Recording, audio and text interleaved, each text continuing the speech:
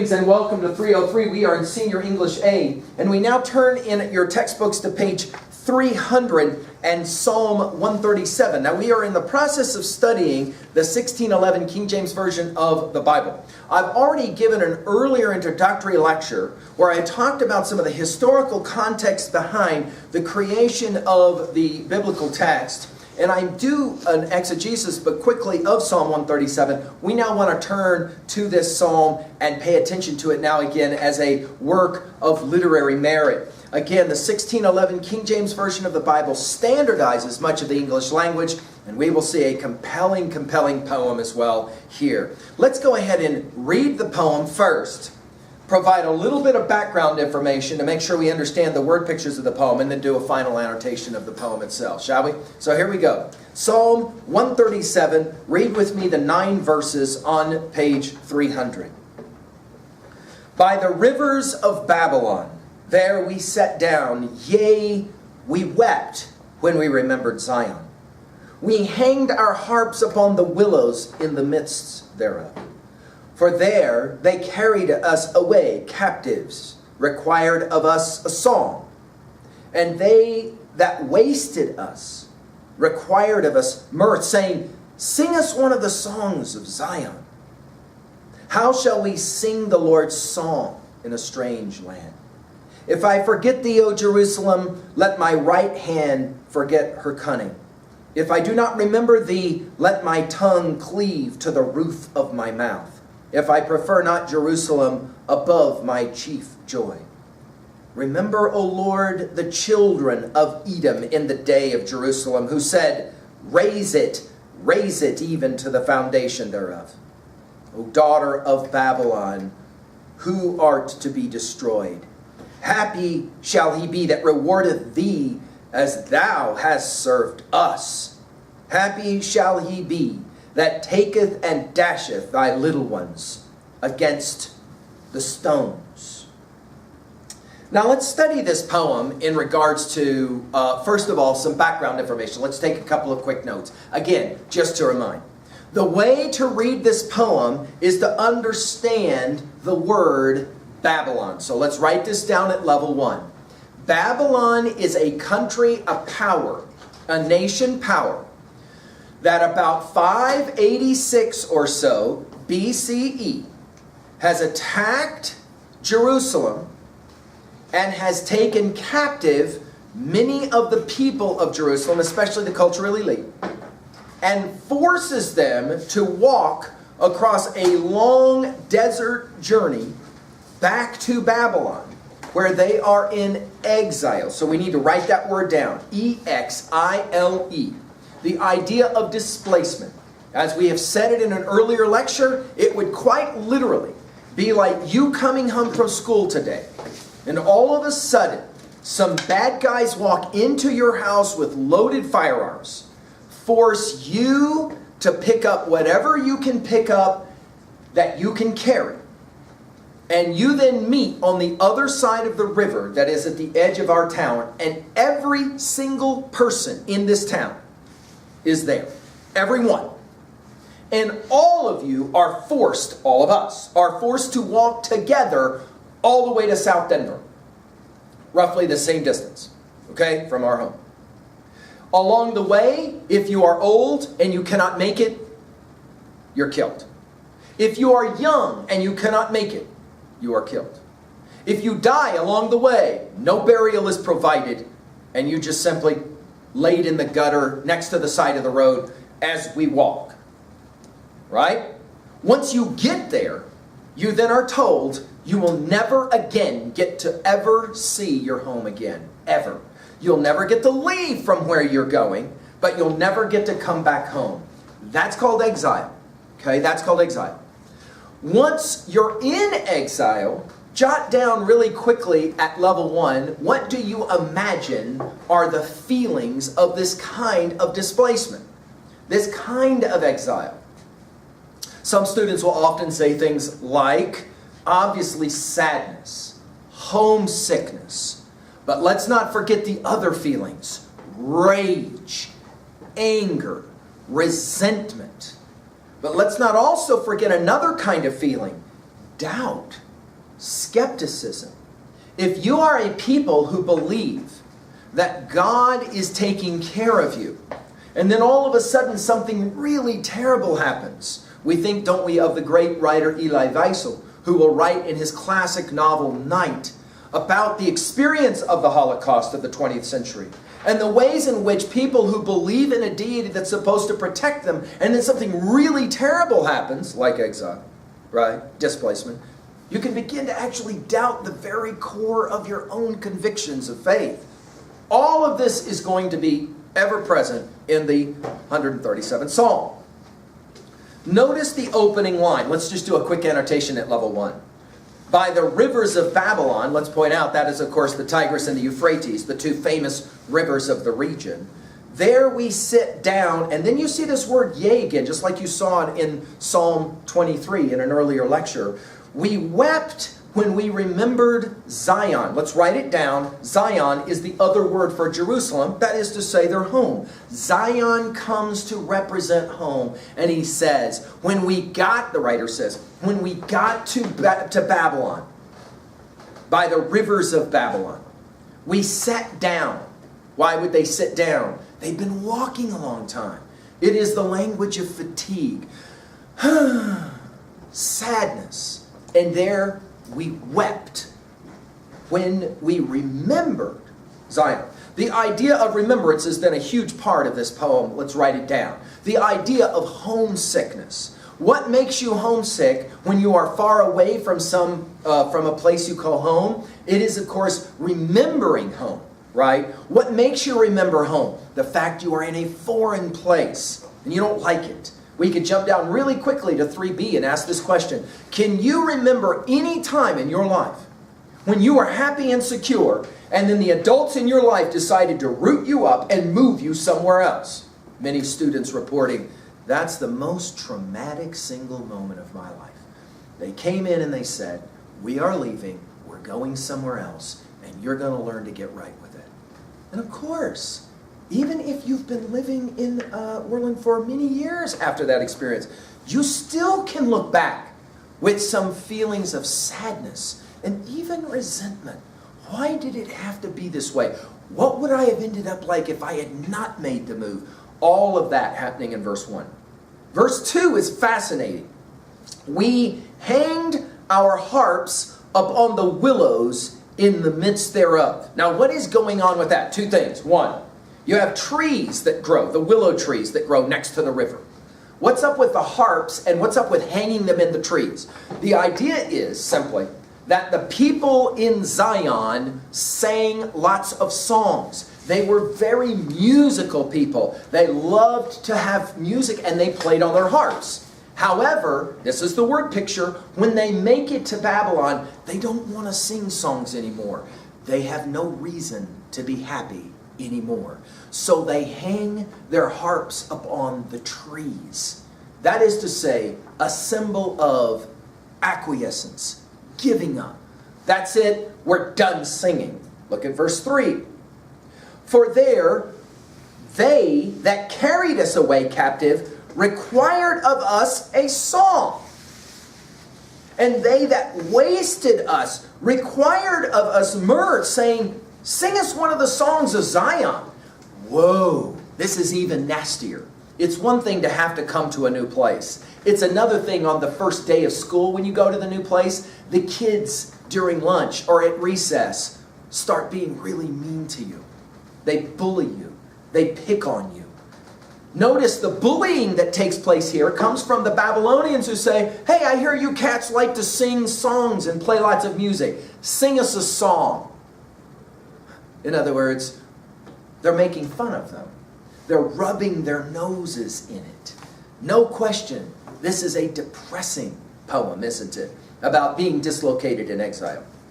Look at verse 4. It is a legitimate question and is one that many of my seniors, once they understand the background of this poem, they can relate to it. Look at verse 4. How shall we sing the Lord's song in a strange land? In other words, we got no song to sing. How are we going to sing the songs about home when we're in a completely foreign place? I remember a senior once saying, first time I had homesickness was when I was in middle school. They sent me away to summer camp. This summer camp lasted 3 weeks. And I was so excited to go. I thought it was going to be a great time. And I got there on the first day, and they took us to the place, the cafeteria where we're supposed to eat. And I started tasting the food. And I was like, this is not food. The food my mom makes, that's real food. And the minute she said I started thinking about the food, I got so sad and so depressed. Notice here it's not food, it's music. And the music is what keeps them from being able to have any mirth, any joy. In other words, they are completely sad, but they're being made fun of and told by their oppressors, sing us a song. Then verse 5, and the poem shifts a little bit. And the speaker of the poem begins to express a concern about the possibility of forgetting home. Let's write this down. This will be huge. Now, in the history, of course, of these people, the Jews, the Hebrews, they ultimately, just a few years later, get to go back to Jerusalem. We don't know that, of course, at the time in 586 and following, as many of these texts are redacted and created, many of them written during this time of exile, like obviously this poem.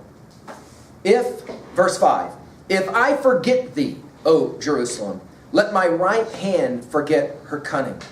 If I do not remember thee, let my tongue cleave to the roof of my mouth. If I prefer not Jerusalem above my chief joy. Let's write it in our notes. One of the great fears of exile is that the people who end up there will begin to like or accept Babylon as the new country, as the new home. And therefore, the forgetting of Jerusalem, the forgetting of the homeland.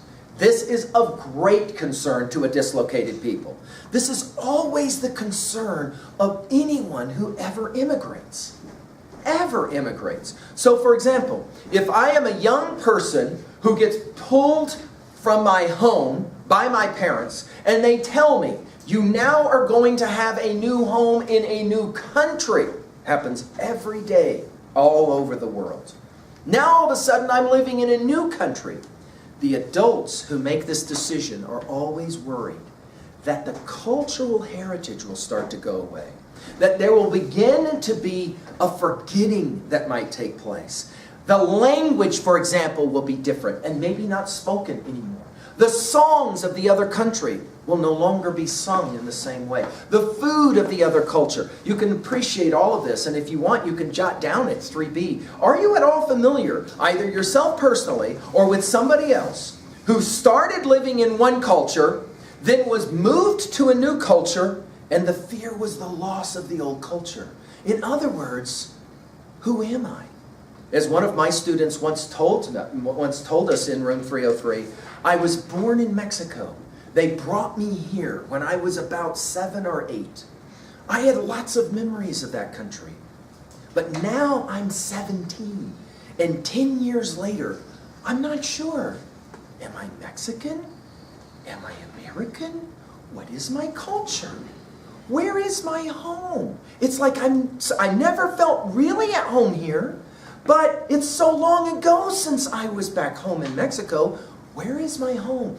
This is the profound expression of worry in Psalm 137. And all peoples who have been dislocated understand this. Of course, there's multiple ways to understand this. Seniors who graduate from high school and then go to college will often report sitting in their dorm room in late September after they've been in college for 4 or 5 weeks, that they'll sit in their dorm room and they'll get this really kind of sad feeling. And they'll be like, I know I've left home, and I know I'm not a part of that anymore, but I definitely don't feel a part of this. Where am I? This feeling of dislocation is one not only of geography, but also of the mind, of the spirit. Now the poem is going to shift, and it will begin now to become the tone. Let's write this down at 2B. The tone of this poem is going to shift a little bit. Notice starting at verse 7. Remember, O Lord, the children of Edom. These are the bad guys. These are the ones who took them away. the children of Edom in the day of Jerusalem, who said, raise it. Now this is weird. Look at the spelling. R-A-Z-E is not R-A-I-S-E. Raise it here does not mean build it up. Write it in your notes. Raise it here means destroy it. In other words, now all of a sudden the poem shifts to the people who are responsible for this exiled status. Notice, raise it, even to the foundations there. Verse 8, O daughter of Babylon, who art to be destroyed, happy shall he be that rewarded thee as thou hast served us. Happy shall he be that taketh and dasheth thy little ones against the stones. Whoa! Two things here. One, the speaker of this poem has moved from misery and sadness to a feeling of rage and the desire for revenge. And says what? I hope what you guys did to us, somebody does to you. Namely, what? Second thing, look at the powerfully violent image at the end of this poem.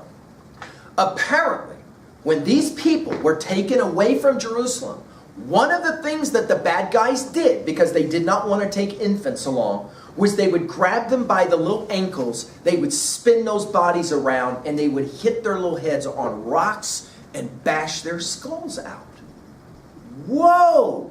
Powerfully violent image. But notice the way the poem ends. I hope the same thing happens to you. Whoa.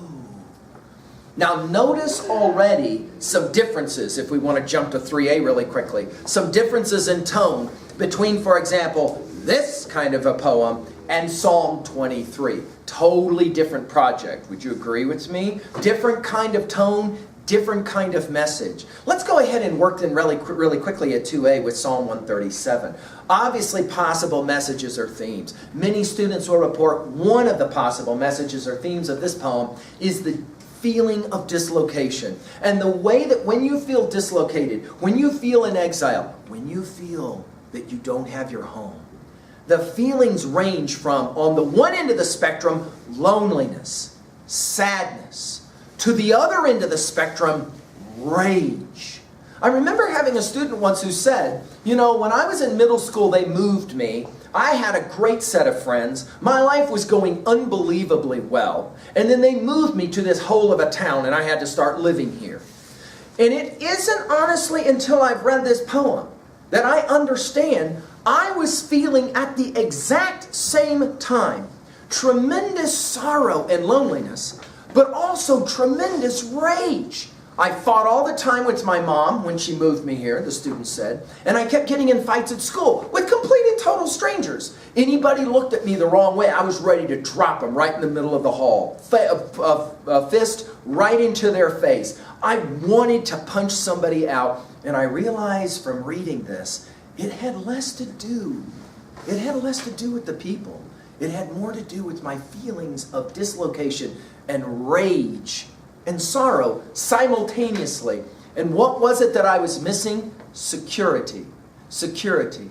In other words, when we don't feel secure, you'll remember, for example, that the great Maslow, the psychologist, said that there's a certain pyramid or hierarchy of needs. And if you don't feel secure, if you're worried or agitated, then you are going to act in certain ways that show that kind of concern. You're going to obviously be very sad, feeling lonely, but you're also going to have this sense of rage because of the level of insecurity. Let's jump to 2b really quickly. Just a couple of quick observations here in terms of the language. Did you notice in verse 1 the word yea again for the rhythm, for that meter, right? Did you notice that there is some repetition? Let's write this down. Notice the repetition. There's a certain kind of repeating that would be a poetic repetition of a sort. Notice the verse 5. If I forget thee, O Jerusalem, let my right hand forget her cunning. If I do not remember thee. It's a repetition of verse 5, verse 6. Notice the remember, O Lord, the children of Edom, O daughter of Babylon, who art to be destroyed. Notice the happy shall he be in verse 8. Happy shall he be in verse 9. Do you see it? It's almost as if, whoa, let's write this down. Amazing irony. Amazing irony.